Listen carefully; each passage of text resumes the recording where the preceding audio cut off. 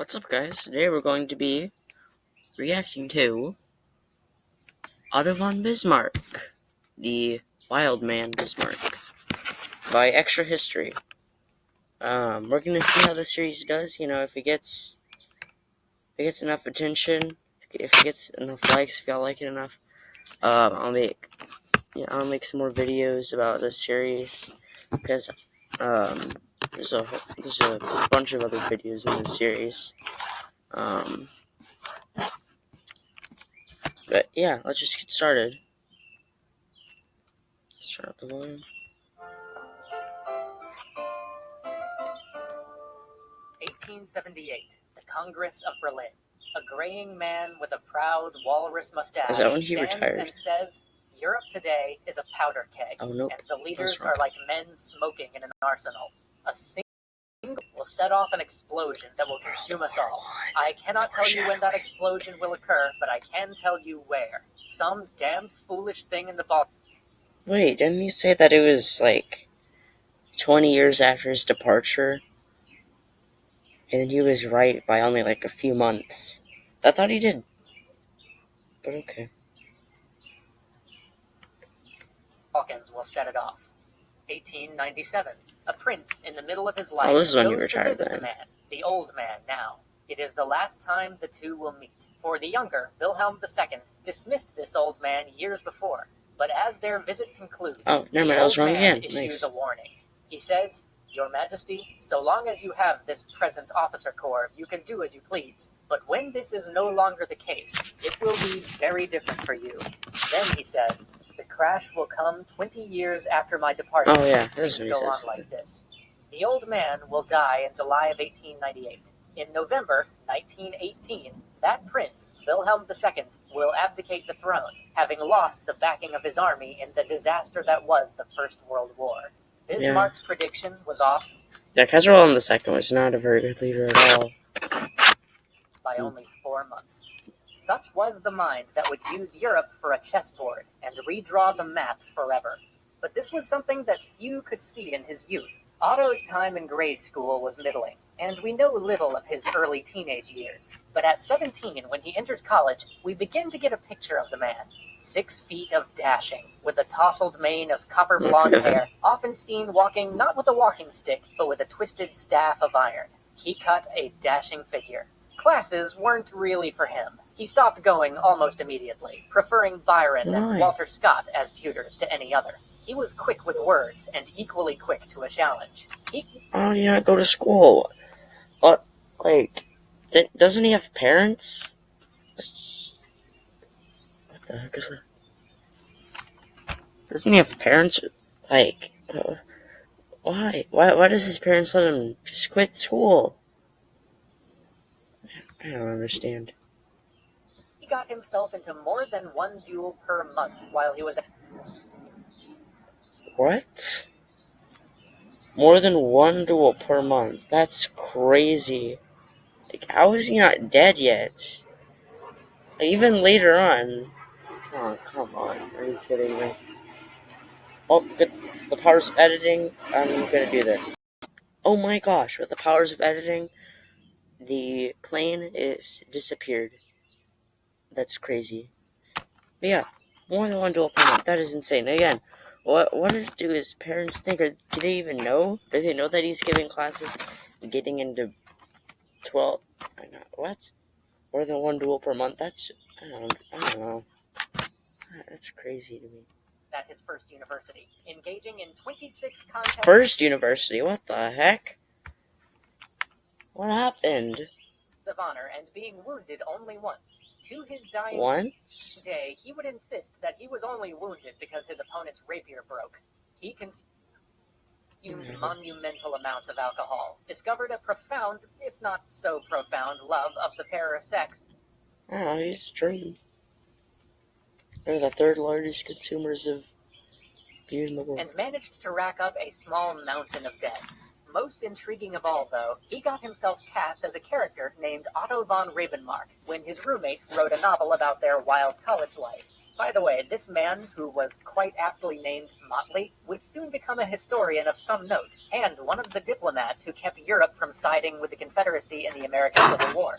Anyway, That's cool. that wild college life of theirs eventually caught up to Otto, and he moved to Berlin both to attend law school and to dodge the consequences of his roguish ways. Still rooming with Motley, he never So irresponsible. once went to class while in law school. But when graduation time drew near, he hired what is politely known as a crammer at the last minute and managed to pass the exam to become a practitioner of law. And all the while, he read voraciously. Not only romantic poets, but also history, economics, and philosophy. Although not the heady abstractions of Hegel or Kant that were the rage at the time. By the time he left law school, he felt ready for a career in the diplomatic service. Oh my gosh.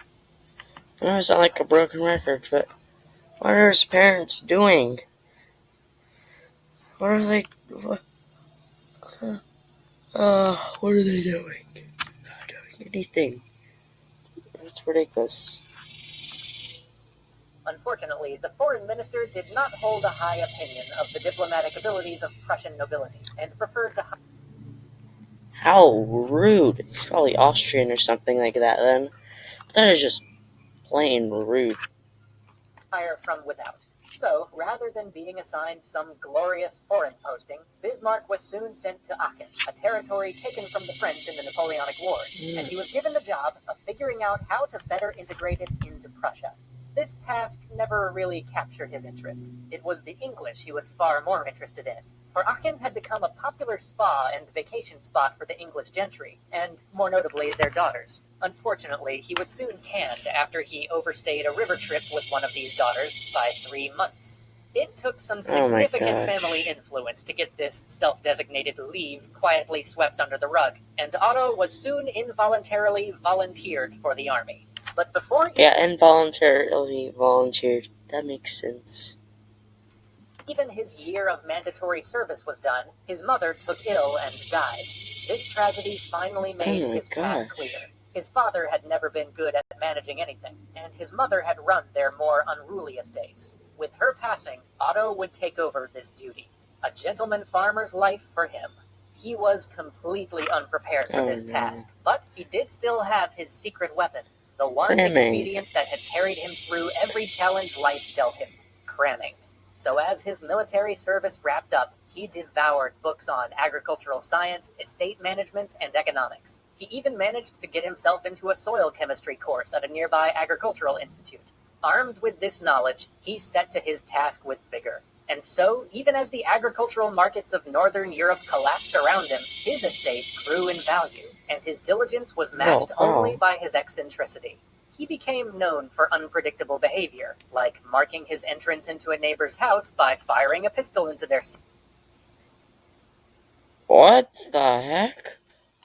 But why? I don't understand. This guy is wild. You can see at the title, The Wild Man Bismarck. I never expected, to see that and then hear about him shooting. He's gone through ceilings. Dang, he must be, big friends with his neighbor. Because that's just rude, plain rude. Ceiling, or releasing foxes into people's drawing rooms. He earned the nickname the Wild Man Bismarck from the locals, and, as always, from the local ladies as well. But this wild man treated his laborers well, much better than their ceilings and drawing rooms anyway, and he further devoted himself to his studies, diving deep into history, poetry, English politics, and even philosophy, though he did still have a preference for Spinoza over the German philosophers that were informing many of his more liberal colleagues' thoughts at the time. All of this, and perhaps age, began to refine him, to smooth out his roughest edges. And though country life weighed heavy on him, in many ways he was well suited for it. It looked as though the life of a country squire was to be his calling. No. Over time, he settled in, he made friends. He even married a woman who seemed wholly unsuited to him. A quiet, devout woman with no interest in politics or English poetry. But she made him quite happy. In fact, he adopted her religion, pietism, to marry her. And such is the strange character Why of would you do Bismarck that that? he did so earnestly, or at least he adopted the parts of her faith which he earnestly found compelling.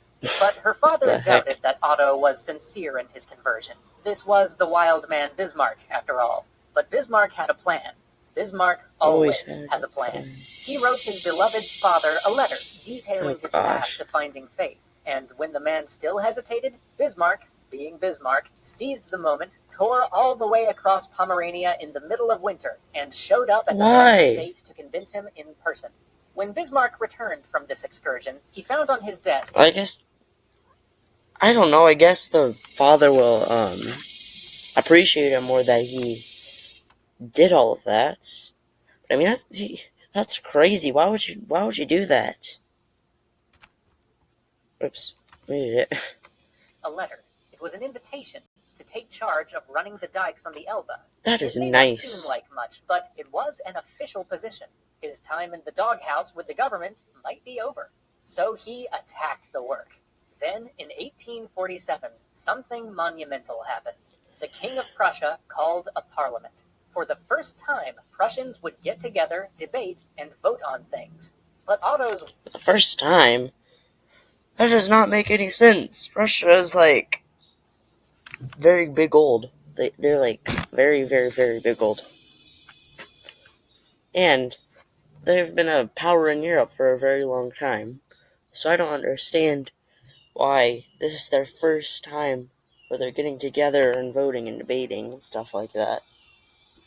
Wedding date was near, and besides, he hated Berlin, and he was a staunch conservative, believing in the power of the monarchy at a time when liberalism and democracy were in vogue. Even the idea of a parliament grated against his royalist leanings. For though this was a summoned rather than an elected parliament, it was almost certainly going to be used to push for a proper elected parliament, one which, by its very nature, must take its power from the royal government. So he was reluctant to go. Even if he were to be summoned, he might not. But then fate turned. He received another letter. An acquaintance, whose good graces he wanted to stay in, had suddenly fallen ill, and now requested that Otto take up his post as representative of the Prussian Saxon nobility. This request made no sense, as technically Otto was not part of the Prussian Saxon nobility. His estates were all either in Altmark or Pomerania. But never mind that. He couldn't turn down such an important request. Yeah, it doesn't make any sense. I don't understand. Why him? Like, he's the wild man Bismarck, apparently. Quotes. Like, what? He's known for, like, being wild. He's known for, shooting ceilings and people.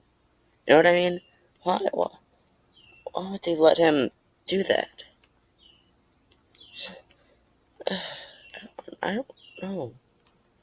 Also, another thing, there's like a bunch of episodes in this, and we've already been through 8 minutes of the first episode, and we've gone through a very long time. Like, I don't know how old he is now. I'm assuming he's in his late 20s or something like that. Maybe his early 30s, I don't know. But, yeah. So he made his way to the United Diet, where a push for a true parliament was already in session. Pro-democratic speeches were given. One man got up and declared that the Prussian people had only thrown back Napoleon because they were promised a constitution. This was too much. Bismarck stood and responded that the Prussian people had thrown back Napoleon for Prussia. Did the man really think that Prussians wouldn't have stood up against an invader without being promised a piece of paper? The hall erupted in boos. People shouted and stamped. The place was chaos. But Bismarck, being Bismarck, just picked up a newspaper and began to leisurely read through it until they were quite done. And then... What? I swear, I just keep getting surprised over and over again, even after I hear all these crazy things. He just does something else that something just mind-boggling that I don't understand. Why? I keep saying that, but why? Is he weird? Why is he so eccentric? He finished his speech. And in that moment, Bismarck, the country squire, became Bismarck, the statesman. Yay. Oh my gosh, I reacted to that video. Oh, shucks, that was part 1. Okay, well, after this episode, I'll finish this series, I don't know if I'm gonna, do the part 2 of the Seminole Tragedy, or if I'm just gonna, continue watching the series. I don't know. Whichever one y'all like the best, I guess. Anyways, thank you so much for watching this video. I've had fun watching this video, and see you in the next one. Have a good day, and bye.